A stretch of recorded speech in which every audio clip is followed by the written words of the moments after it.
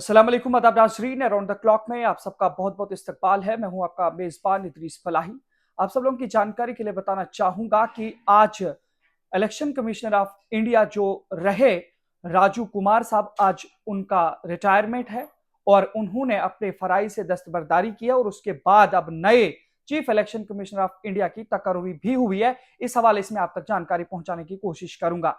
नए chief election commissioner of India सदर जमहूरिया हिंद द्रौपदी मुर्मू की जानिब से ज्ञानीश कुमार साहब को बनाया गया है और उनके साथ हरियाणा के chief secretary doctor Vivek Joshi को इलेक्शन कमिश्नर के बतौर मुकर्रर किया गया है।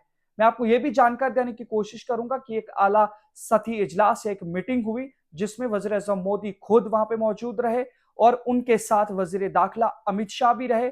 इसके अलावा लोकसभा के अपोजिशन लीडर राहुल गांधी भी इस 3 रुकनी इजलास के अंदर शामिल रहे, जहां पे यह फैसला लिया गया और ज्ञानीश कुमार साहब को अब नए चीफ इलेक्शन कमिश्नर के बतौर मुकर्रर किया गया है। इसके अलावा मैं आपको यह भी जानकारी देने की कोशिश करूंगा कि जो अपोजिशन लीडर लोकसभा के राहुल गांधी है, उन्होंने इस हवाले से यह भी कहा है कि उस वक्त तक इस तकर्री को मुलतवी किया जाए जब तक कि नई तकर्री के अमल को चैलेंज करने वाली दरखास्तों पर सुप्रीम कोर्ट का फैसला ना आ जाए। यानी ये जो फैसला लिया गया है, इस पर कई सारे लोगों ने मुखालिफत भी जाहिर की है, सुप्रीम कोर्ट में अपनी अराजियां दायर की हैं। अब इनके फैसले तक, यानी सुप्रीम कोर्ट के फैसले तक राहुल गांधी ने रोकने के हवाले से कहा है कि तकर्री को तब तक रोक दिया जाए जब तक सुप्रीम कोर्ट से उन तमाम चैलेंजेस के हवाले से सुप्रीम कोर्ट का फैसला नहीं आ जाता है।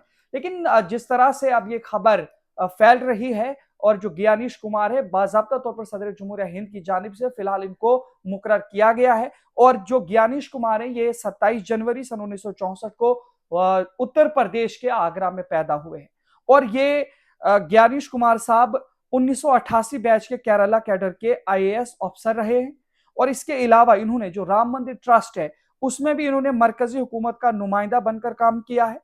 इसके अलावा वजारत दिफा में जॉइंट सेक्रेटरी रहे हैं, वजारत दाखिला में भी जॉइंट सेक्रेटरी और एडिशनल सेक्रेटरी के चार्ज पर रहे हैं।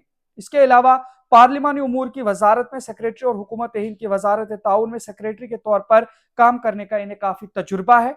और इसके अलावा अगर हम केरला की बात करें, जब ये जॉब केरला के अंदर कर रहे थे क्योंकि कैडर वहां का है, तो वहां पे भी ये एरियाना कोलम के असिस्टेंट कलेक्टर रहे हैं, अडोर के डिप्टी कलेक्टर रहे हैं, Kerala state schedule caste and schedule tribe development corporation के मैनेजिंग डायरेक्टर भी ये रह चुके हैं और इसके अलावा कोचीन म्यूनिसिपल कॉर्पोरेशन के म्यूनिसिपल कमिश्नर के तौर पर खिदमात इन्होंने अंजाम दी हैं। अपनी खिदमात को अंजाम देने के बाद अब chief election commissioner of India के बतौर भी ये खिदमात अंजाम देंगे। लेकिन इस पर अपोजिशन लीडर लोकसभा के राहुल गांधी का एक बड़ा बयान आया है इस पर, जिसमें उन्होंने इस मीटिंग और इजलास के दौरान ये कहा है कि इस तकर्री को तब तक मुलतवी किया जाए जब तक उन तमाम अराजियों के हवाले से जो इस पर चैलेंज कर रही है उन पर सुप्रीम कोर्ट का फैसला ना आ जाए, तब तक इस तकर्री को